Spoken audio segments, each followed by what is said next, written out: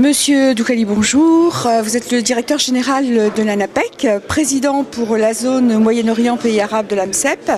Je voulais vous poser une question. Nous savons que l'ANAPEC a lancé un plan de développement. Est-ce que vous pourriez nous expliquer dans quel contexte ce plan de développement a été lancé? D'abord, je voudrais vous remercier pour l'intérêt que vous portez à l'ANAPEC et à son plan de développement à l'horizon 2020. Le contexte est d'abord un contexte constitutionnel et institutionnel qui voudrait qu'il y ait un accompagnement de tout un chacun vers le marché du travail. Cela veut dire que pour nous, c'est généraliser notre action et pouvoir couvrir toutes les régions du royaume, mais également toutes les catégories de chercheurs d'emploi. Le contexte également était favorable parce que ce plan de développement coïncide avec l'élaboration, enfin plutôt le plan d'action de la stratégie nationale de l'emploi à l'horizon 2025 qui a été élaborée en 2014. Et un des leviers majeurs de ces stratégies est le renforcement de l'intermédiation et le développement des programmes actifs du marché du travail. Et donc, nous avons décliné une bonne partie des recommandations de ces stratégies.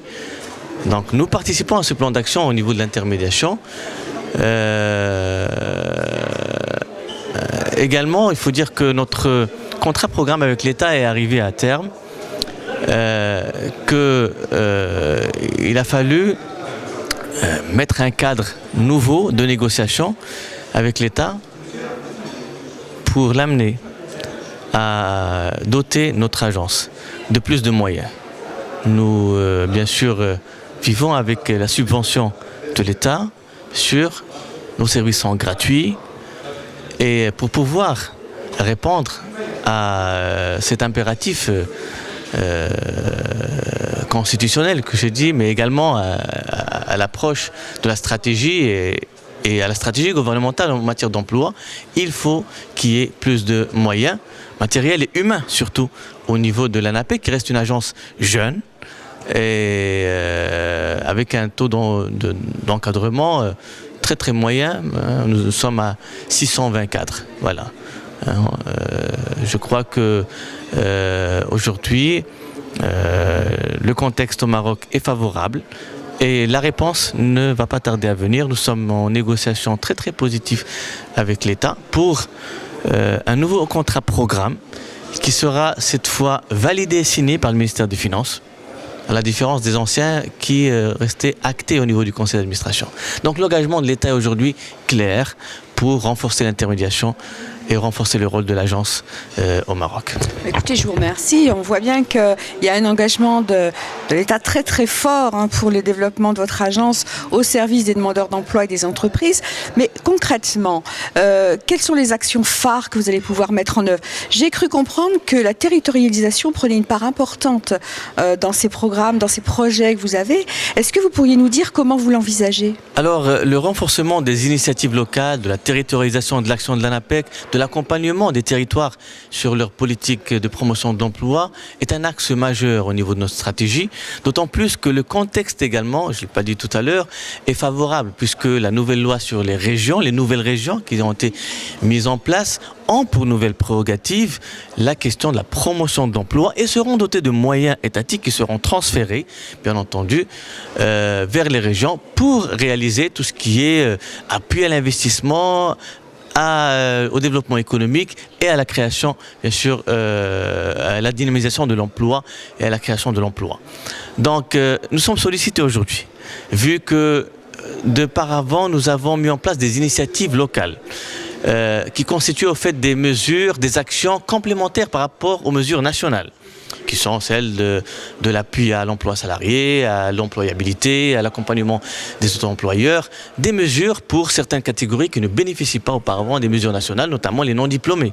Donc il y a eu des choses qui se faisaient avec, on voudrait aujourd'hui institutionnaliser, élargir, renforcer Voilà, et donc nous sommes sollicités aujourd'hui par toutes les régions, comme ce n'est pas leur métier, la promotion d'emploi, pour qu'on puisse les accompagner sur des mesures régionales, adaptées, spécifiques, qu'on puisse établir avec eux des diagnostics. Nous sommes en train de mettre les outils pour faire des diagnostics territoriaux, pour avoir les instruments de la prospection des niches d'emploi, pour pouvoir encourager l'emploi au niveau des activités d'intérêt général. Parce que j'ai bien dit, l'économie, on l'a bien vu au niveau de ce séminaire, l'économie, malheureusement, les investisseurs ne créent pas assez d'emplois parce qu'il y a une révolution technologique qui est là et qui fait que beaucoup d'industries aujourd'hui, comme on a pris l'option au Maroc d'aller vers l'industrie automobile, aéronautique, électronique, offshoring, même si l'offshoring reste employeur, mais on abandonne le textile par exemple, on n'est plus concurrentiel.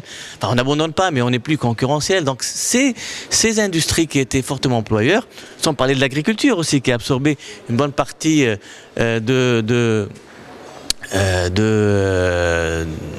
des salariés, des demandeurs d'emploi, l'urbanisation accrue. Donc ce sont de nouveaux métiers qui apparaissent et par conséquent, il faut donner de l'intérêt à l'emploi social, dans un cadre associatif. Il y a des mesures qui ont été mises en place aujourd'hui pour encourager le recrutement au milieu associatif. Nous voulons, avec les régions, mettre en place des programmes sur des services dédiés aux ménages, dédiés aux entreprises, de proximité bien entendu, et également vers tout ce qui est innovation, vers le tourisme rural, quand il s'agit du tourisme rural, vers les énergies renouvelables, d'accord, puisqu'il y a également une législation qui accompagne, on peut aujourd'hui produire de l'énergie et la vendre au réseau au niveau national. Donc il y a des choses qu'on va mettre en place pour pouvoir donner aux régions la possibilité de régler avec nous cette question du chômage aussi. Et d'ailleurs, on est là pour améliorer la situation. Malheureusement, on ne peut pas jouer sur les chiffres de chômage, mais on peut donner des idées. Ça, c'est important. On peut donner des idées. Nous observons le marché de travail. Nous observons le marché de travail au niveau régional. C'est ce qu'on fait. Ça fait 5 ans qu'on fait des études de prospection et d'observation et de veille prospective sur le marché de travail au niveau régional. L'ANAPEC est un acteur qui fédère autour de sa politique beaucoup d'intervenants sur la question de l'emploi, les opérateurs de formation, les employeurs, les ONG qui peuvent intervenir et qui peuvent prendre en charge également une partie de nos prestations, notamment quand on parle du milieu rural, notamment quand on parle de l'amélioration de l'activité féminine, parce qu'il y a d'autres aspects sur lesquels il va falloir agir qui ont un caractère culturel et nous n'avons pas forcément les outils de ce métier. Donc on a besoin de partenaires pour qu'on puisse améliorer l'emploi féminin. Les personnes en situation de handicap qui constituent aujourd'hui 7 voire 10% de la population et qui sont malheureusement marginalisés sur le marché de travail. Il y a un travail à faire. On le fait avec une institution spécialisée également. Nous, on apporte tout ce qui est métier qui incombe à nos missions.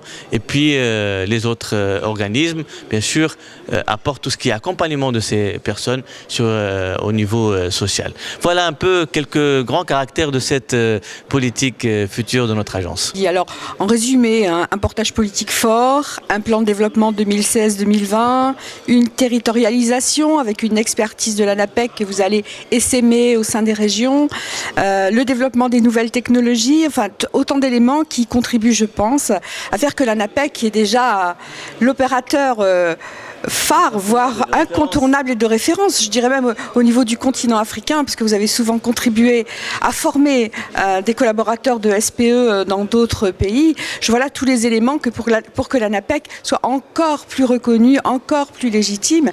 Et je tiens aussi à remercier toutes les équipes de l'ANAPEC qui travaillent au quotidien, les gens de l'ombre, comme vous avez souvent le loisir de les appeler, qui contribuent à faire aussi ce que l'ANAPEC est aujourd'hui, une belle maison, une belle institution. Je vous remercie, à moins que vous ayez encore quelques mots à nous dire.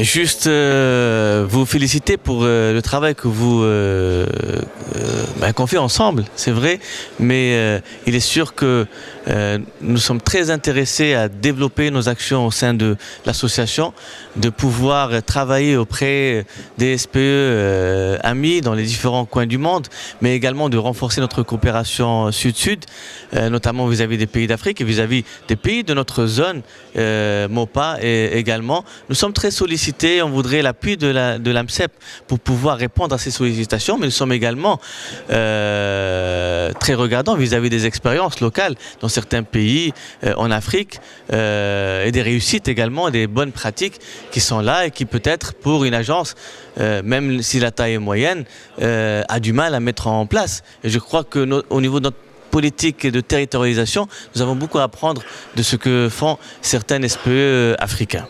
Voilà, donc merci à vous et merci pour votre intérêt à l'ANAPEC, à ses actions et à la coopération bien sûr internationale. Merci.